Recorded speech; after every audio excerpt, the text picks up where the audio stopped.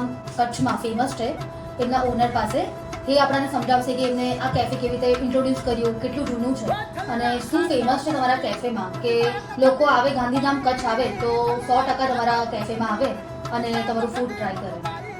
It's a બહુ old restaurant છે. 1956માં મારા ફાધરે સ્ટાર્ટ કર્યું છે અને સાઉથ ઇન્ડિયન રેસ્ટોરન્ટ. પહેલાં તો એ ચાયનું એક કેફે હતું. એ એરિયાને પણ ચાવડા ચોકના નામથી જાણે છે અને એક વન ઓફ ધ ઓલ્ડેસ્ટ શોપમાં રેસ્ટોરન્ટમાં છે. જ્યારે ગાંધીધામ બન્યું એના પછી ત્યાં એક ચોક હતું જેનું જે એ હોટેલના નામમાં આવે એ પ્રખ્યાત છે અને સાઉથ ઇન્ડિયન રેસ્ટોરન્ટમાં બહુ ફેમસ રેસ્ટોરન્ટ છે. પૂરા કચ્છના અંદર એમને જાણે છે અને એ ટાઈમનું એ મીટિંગ પોઈન્ટ પણ હતું. બહારથી લોકો આવે તો એ આવીને ત્યાં મળે બધાને અને વન ઓફ ધ ઓલ્ડેસ્ટ છે. ખાવામાં તો south Indian restaurant as a restaurant it's one of the famous.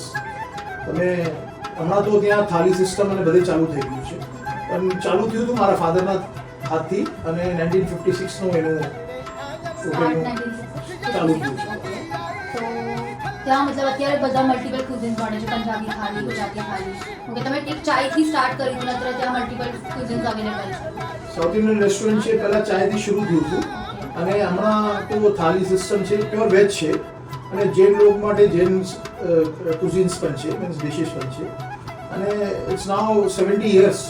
અને એક એવું ટાઉનના અંદર એવું નામ છે તો લોકો બહારેથી આવે તો એકવાર જરૂર ટ્રાય કરવા આવે ચાવડા.